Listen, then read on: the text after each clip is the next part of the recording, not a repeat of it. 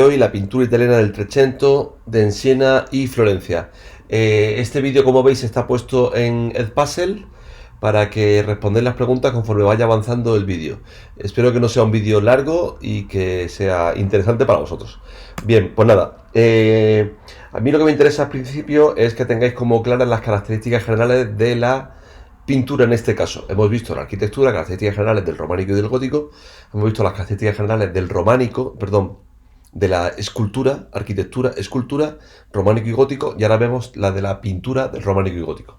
Bien, si os fijáis en este dibujo de la escuela de Siena, pues una de las cosas que vimos en el románico es que eran pinturas planas, colores homogéneos, sin sombras, no hay profundidad.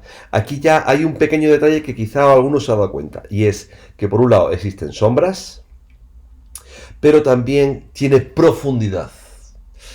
¿Alguien sería capaz de decirme qué es lo que le da la profundidad a este cuadro?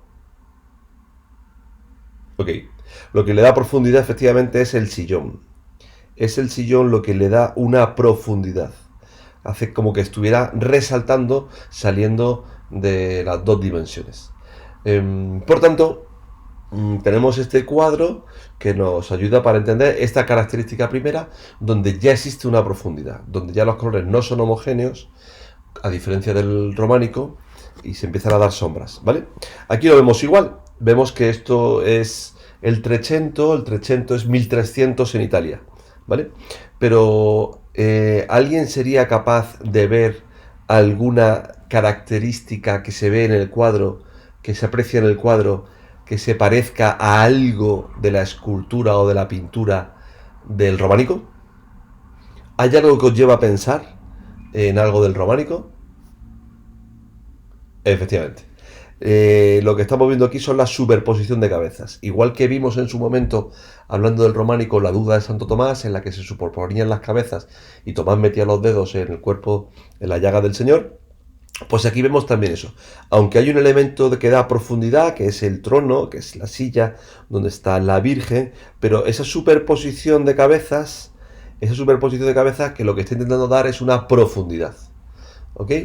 Aquí vemos cómo está mejorando poco a poco la profundidad. En el gótico se busca esa profundidad y se consigue poco a poco, ¿vale? Y se aprovechan elementos arquitectónicos. Pero como veis en este cuadro, pues lo que está más cercano está más grande y lo que está más lejos está más pequeño. No hay una proporción, no está bien conseguida esta proporcionalidad, pero lo quieren representar de esta manera: lo que está más cerca más grande y lo que está más lejos más pequeño. Pero no hay una escala real entre el hombre a caballo y estas casas que hay aquí, cuando parece como que estuvieran en el mismo plano. Luego estamos viendo cómo hay un intento por mejorar la perspectiva, ¿vale?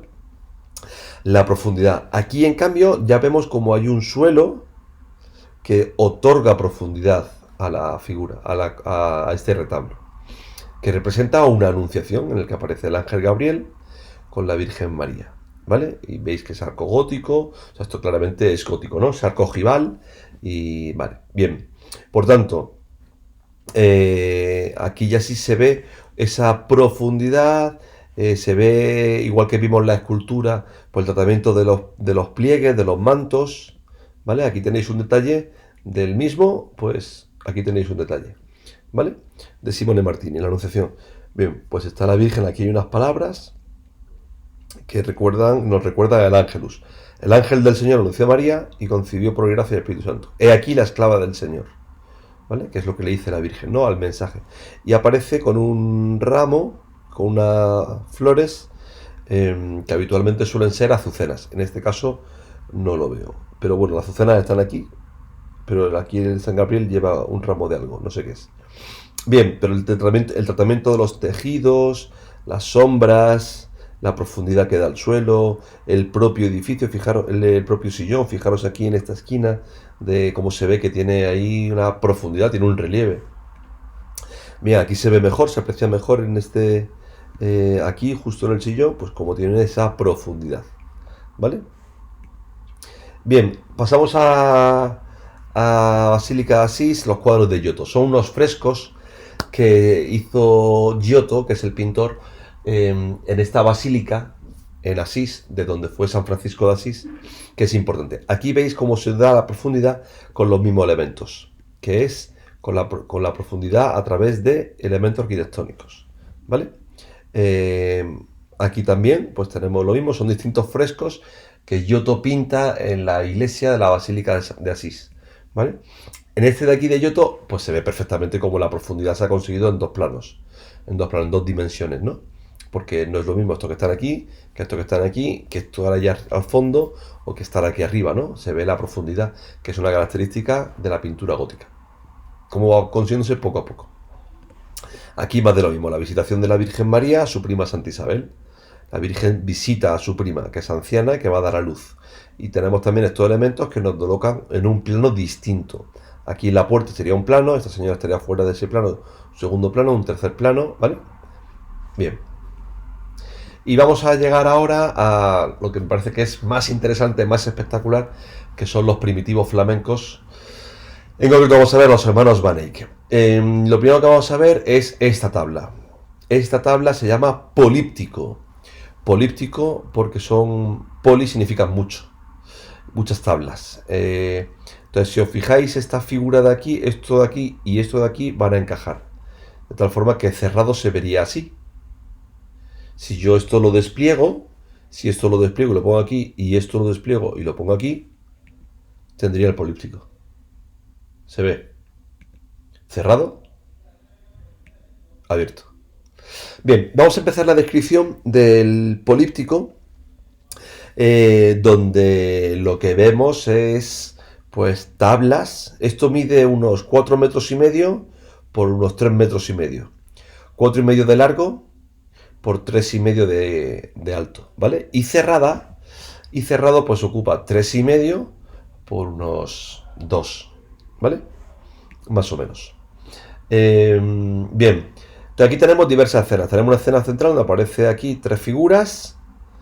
Abajo aquí hay una escena de muchísima gente, de multitud, aquí también, aquí también. Y luego aquí aparecen pues unos tipos, bueno, son ángeles, vale, ya lo digo, que están cantando, ¿no? Y aquí un tipo desnudo y aquí una mujer desnuda. Deberéis saber quiénes son el hombre y la mujer de los extremos. Y que efectivamente pues son Adán y Eva. Ok, en medio tenemos a Cristo, tenemos la Virgen y aquí tenemos a San Juan. Ahora iremos viendo con más detalle cada una de estas láminas, de estas tablas, y la iremos viendo. Aquí en el políptico de los hermanos Van Eyck, pues cerrado, se ve una serie de figuras aquí arriba, la visitación de la Virgen, del ángel a la Virgen de nuevo, ¿vale? Aquí una ventana, bueno, aquí hay muchos detalles, ¿no? Aquí abajo hay 2 esculturas que están pintadas, fíjate qué curioso, ¿eh? 2 esculturas que están pintadas. Y aquí hay un hombre y una mujer, ¿vale? Este sería abierto y cerrado. Ok, pues vamos a empezar a ver abierto. Bien, lo primero que vemos aquí en esta tabla es a Adán. Un Adán que está desnudo y que ya muestra un detalle anatómico del cuerpo de Adán bastante considerable. Aquí arriba, pues lo que vemos es el sacrificio de Caín y Abel, que son hijos de Adán. Es un sacrificio. Uno era agricultor, el otro era ganadero, y ofrecen su sacrificio a Dios. ¿Vale? Bien, pero fijaros cómo esto ya tiene volumen. Hay sombras. Hay profundidad. No es una pintura como la del románico. Ni siquiera como hemos visto antes en las figuras de Simone Martini, de la Anunciación de la Virgen. No, esto tiene relieve. Esto tiene luces y sombras y tiene una gran... ¿no? Es bastante, no sé cómo decirlo, con volumen, tiene mucho volumen. Fijaros en el pie, cómo está levantado. O sea, esto se ve que esto ya es otra cosa. Hemos subido a otra categoría, estamos jugando otra liga, ¿vale? Bien, por tanto, ahí tenemos a Adán. Luego tenemos un coro de ángeles que van todos coronados, con su tal, peinado muy bien, con unos mantos, unas telas riquísimas, con unos brocados, unos broches, pues probablemente con hilo de oro, adamascados, en fin, muchísima riqueza. Esto, lógicamente, pues lo que muestra es un nivel de riqueza grande. No tenía estas telas cualquier persona. del siglo XV, porque los hermanos Van Dyck, perdón, son del siglo XV. Y bueno, fijaros también en este atril en el que colocan las partituras para poder cantar. Oye, pues tiene bastante detalle. Incluso el suelo, que también te da esa profundidad. Es cierto que hay superposición de cabezas, pero aquí esto es otra cosa. Aquí hay profundidad real conseguida, ¿no? Bien, aquí tenemos en la siguiente tabla, pues tenemos a la Virgen María. La Virgen María, pues que está leyendo las escrituras, que es una escena, una forma típica de representar a María. Pero también va vestida ricamente, bueno, por supuesto, con una corona muy enjollada y con unas telas que serían unas telas muy caras para en esa época, ¿no? Probablemente de la alta nobleza o de una gran burguesía adinerada que podría tener estas telas. Lo mismo ocurre con el caso de Cristo. Pues lógicamente aparece Cristo con la triple corona, que es la que llevan los papas, porque Cristo es la cabeza de la iglesia. La cabeza de la iglesia invisible, cabeza invisible, porque la cabeza visible de la iglesia es el Papa de Roma. Por tanto, aquí vemos mucha decoración también, que lógicamente, pues ni Cristo ni la Virgen María iban vestidos así, pero cuando encargaban gente con dinero a los pintores que pintaran a la Virgen o pintaran al Señor, pues solían pintarlos como reyes, con todas sus telas, vestidos que representaban su estatus y su clase social. El tercero que aparece aquí en esta tabla, pues vemos que es un tipo con el pelo largo. Dice, este es el Baptista Juan, el mayor de los hombres. Y aparece vestido con una tela verde, también leyendo las escrituras. Y, ojo, porque por eso es un evento identificativo, la piel de camello. Porque San Juan Bautista se fue al desierto a vivir y dice el Evangelio que vestía con una piel de camello y se alimentaba de lo que encontraba en el desierto. Bien, por tanto, ya tenemos casi todas las figuras de arriba. Aquí tenemos ángeles músicos, pues más ángeles que están tocando. Fijaros que el suelo es el mismo que el que aparecía aquí, es el mismo suelo, ¿vale? Y otra vez, pues grandes, ricas telas, joyas, diademas en la cabeza, instrumentos musicales. Bien, pues esto no tenía un campesino en su casa, ¿sabes? Esto es una cosa más de refinamiento, de nobleza, de palacio burgués. Bien, y por último tenemos aquí a Eva. Adán y Eva, y aquí arriba tenemos el asesinato de Caín y Abel. Pues igual que hemos dicho de Adán, pues lo decimos de Eva. Pues el tema del volumen, el relieve. Bien. Si pasamos a la tabla de abajo, a la parte de abajo, pues tenemos muchos elementos. Si os fijáis aquí, todo el cielo que se ve es homogéneo, es igual, es el mismo horizonte. ¿Vale? Aquí lo vemos con detalle. Se ve una ciudad al fondo, unos árboles, unos riscos, montañas y una serie de personas que van acercándose desde la izquierda, que está aquí, hacia el centro. Igual que estos de aquí, desde la derecha hacia el centro. Bien, esto representa a los jueces, que son jueces íntegros, que son jueces que van a participar de la escena central. Van a participar de esta escena y por eso se dirigen hacia allá. En la siguiente tabla pues encontramos a los caballeros. Encontramos el horizonte, encontramos aquí un edificio probablemente de esa ciudad que se encontraría detrás de esa montaña y una serie de nobles, caballeros que están yendo también hacia la tabla central, la que está debajo de Cristo, María y San Juan. Esa tabla central es la adoración del Cordero Místico, que como veis aquí, pues tiene toda esta gran escena. En esta escena volvemos a ver restos de edificaciones de ahí al fondo. Aquí vemos más edificaciones de esa ciudad que estaría por ahí. Aquí encontramos un grupo de personas, un segundo grupo de personas, un tercer grupo de personas, un cuarto grupo de personas, y aquí en medio encontraríamos un altar con un cordero y una cruz. Justo encima tenemos una paloma y justo debajo una fuente. Esto es muy muy simbólico porque es la adoración del Cordero Místico. El Cordero Místico representa a Cristo, por eso está justo debajo de Cristo. Y es el eje simétrico, es el eje fundamental donde se establece la simetría. Por tanto, es Cristo, el Cordero de Dios, que anuncia San Juan Bautista. Este es el Cordero de Dios que quita el pecado del mundo. Dice San Juan Bautista en el Evangelio hablando de Jesús, ¿no? Se refiere a Jesús como el Cordero místico, que aparece donde va a ser crucificado, donde va a ser sacrificado, en un altar, que es cuando Cristo muere en la cruz. Y una serie de ángeles que adoran al Cordero. Bien, vamos a empezar a ver, y el tercer elemento en este eje de simetría es la fuente de la vida. Cristo es la fuente de la vida. Cristo nos ha conseguido la salvación y por tanto es el agua viva que consigue salvar al hombre, que el hombre pueda llegar al cielo, que es una fuente de salvación. Cristo es la fuente de salvación. Por tanto, en este eje pues tenemos el Espíritu Santo, a Cristo representado y simbólicamente la fuente de la vida. Vamos a ir viendo quiénes son este grupo de gente. Bien, este grupo de gente, pues...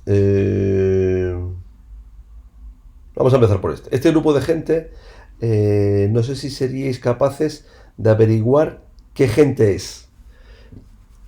Yo lo dudo, pero lo digo yo. Son judíos. Son judíos y representan el Antiguo Testamento. Todos los que están aquí, con las escrituras, representan el Antiguo Testamento. Este es el clásico judío, este es el clásico judío, son los clásicos judíos, las típicas caras de judío con la vestimenta judía.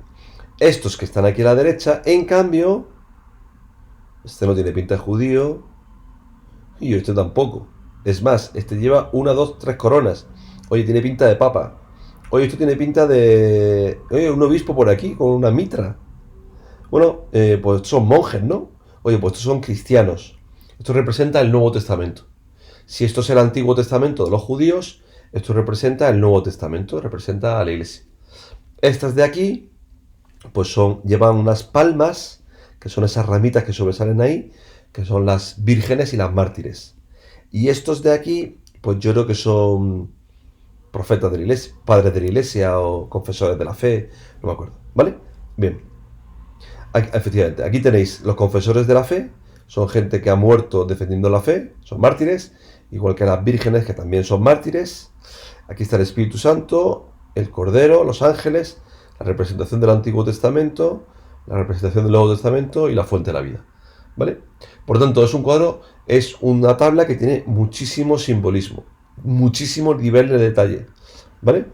Estos que aparecen aquí son eremitas, son gente, son monjes que se metían en cuevas o se iban al desierto a rezar y se iban por su cuenta, ¿vale? No querían saber nada del mundo y son los eremitas, ¿vale? Por lo tanto tenemos, en último lugar, a San Cristóbal, que es el patrono de los peregrinos, que va ahí, pues está, y es la última de las tablas, ¿sí? Tenemos a Adán, tenemos a los ángeles, a la Virgen, a Jesús, a Juan Bautista, a los ángeles, a Eva. Adán y Eva, que son los que cometen el pecado original, que es lo que origina que Cristo tenga que hacerse hombre y morir en la cruz. ¿Cómo se hace hombre Jesús?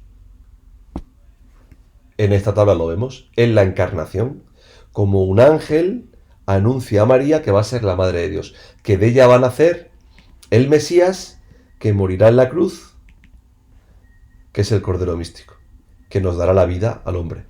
Por tanto, este políptico abierto y cerrado, en el fondo habla sobre la salvación que nos ha conseguido Cristo a los cristianos. Bien, aquí vemos cómo hay una serie de figuras, que son estas 4 de aquí, son 2 profetas, profeta Zacarías y profeta Miqueas, que hablan sobre la venida de Cristo. Son profetas que profetizan 800 años antes que Cristo va a hacerse hombre y va a nacer entre los hombres. Y estas son 2 sibilas, son como 2 profetisas del mundo griego, que el autor del cuadro lo mete ahí, como diciendo, bueno, también los paganos, los no creyentes, profetizaron que llegaría el Mesías. Fijaros ahora en el arcángel San Gabriel, que lleva un ramo de azucenas, que representa la pureza, la azucena representa la pureza, aparece el ángel, y con esas telas, con esos pliegues y con esa profundidad, hombre, la profundidad te la da esta viga y te la da este techo, y ahí se ve una ventana. Oye, es que esto tiene bastante profundidad. El suelo también te da la profundidad, ¿vale? Todo esto es pintura, pero son cuerpos muy voluminosos Y son cuerpos que lo que están mostrando es esa profundidad. Bien, aquí tenemos la Sibila Eritrea, que ya lo he dicho antes, y esta de aquí. Oye, en esta tabla vemos un paisaje, una ciudad. En esta parte de luz de la ventana lo que vemos es, oye, una ciudad que puede que sea Gante, la ciudad de Gante, una ciudad que está actualmente cerca de Bruselas, en Bélgica. ¿Vale? Bien, pues es el resto de esa tabla. En la tabla siguiente tenemos la Sibila de Cumas, que es la esta que he dicho, y en la siguiente, que es esta de aquí, pues aparece un lavabo con una jofaina donde se vierte el agua en el lavabo y un paño con el que te limpias, que representa también la pureza, porque este cuadro que vemos aquí es la Virgen y es la pureza de la Virgen Inmaculada, que todo esto representa la pureza de la Virgen. Todos los elementos nos hablan de eso. En esta tabla, en esta cuarta tabla, pues lo que vemos es María, otra vez leyendo las escrituras, con esos ropajes, que lógicamente no tendría la Virgen en su momento, porque era una doncella de Nazaret, que era judía, era pobre y no tendría esas cosas. Pero la gente que encarga este cuadro, que son estos dos de aquí, que son los que pagan el políptico, quieren que represente de alguna manera al Señor y a la Virgen y a todos los que aparecen ahí, pues con vestidos, con útiles, con todo lo que se tenía en esa época las personas de buena posición. De buena posición económica, me refiero. Bueno, aquí arriba tenéis el profeta Miqueas, que estás ahí como asomado a la Virgen, ¿no? Bien, este es el donante del cuadro. El tío que paga la pasta para hacer el cuadro. Es un tipo bastante guapo, como veis ahí. Y aquí tenemos elementos que son clásicos del gótico, la decoración del gótico. Bueno, oye, pues este manto es un manto de púrpura, color rojo, como el de Cristo, denota poder, denota riqueza, ¿no? Aquí tenemos una escultura. Una escultura. ¿Quién en esta escultura, pues, cómo reconozco que es San Juan Bautista? ¿Qué dos elementos me indican que es San Juan Bautista? Ok, pues efectivamente, que lleva el traje de pelo de camello debajo y un cordero en la mano, representando al cordero místico que es Jesús, ¿no? Fenomenal. Y tenemos aquí a San Juan Evangelista, pero tanto uno como otro, que son las dos piezas claves de aquí, son esculturas. Son esculturas pintadas. O sea, ya es como me río, vaya. O sea, ya domino tanto la técnica de la profundidad y de los volúmenes que consigo crear. Por un lado, pintura y escultura dentro de pinturas. Aquí tenemos a Juan Evangelista, que es exactamente lo mismo. ¿Vale? Y aquí tenemos la bella esposa del donante, que es esta mujer. Esta es preciosa mujer que tenemos aquí. Ok. Bien, hemos acabado. Hemos acabado. Lo dejamos aquí.